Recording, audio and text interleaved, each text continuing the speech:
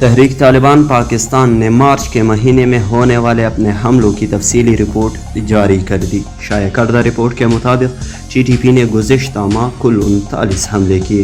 T T P نے ان حملوں میں 155 ہلاکتوں اور زخمیوں کا دعویٰ کیا ہے، جن میں 99 فوجی، 33 ایف سی، 17 پولیس اور 6 خفیہ اداروں کے اہلکار شامل ہیں۔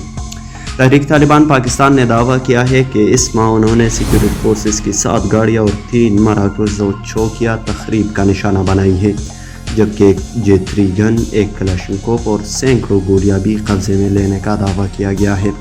رپورٹ کے اعداد و شمار کے مطابق جنوبی وزیرستان میں 10، شمالی وزیرستان میں 7، ڈیرہ اسماعیل خان میں 5 اور بنو میں 3 حملے کیے گئے ہیں۔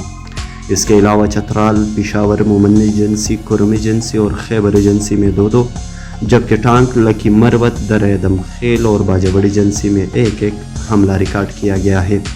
یومیہ رپورٹ میں یہ تعداد گزشتہ ماہ 22 اور جنوری میں 42 تھی۔ تحریک طالبان پاکستان کے جانب سے سامنے آنے والے حملوں میں حالیہ تیزی پر سیکورٹی فورسز کی کارکردگی پر سوالات اٹھ رہے ہیں، تاہم سیکورٹی فورسز نے بھی گزشتہ ماہ کئی آپریشنز کا دعویٰ کیا ہے، جن میں تحریک طالبان پاکستان کے کئی جنگجو مارے گئے ہیں۔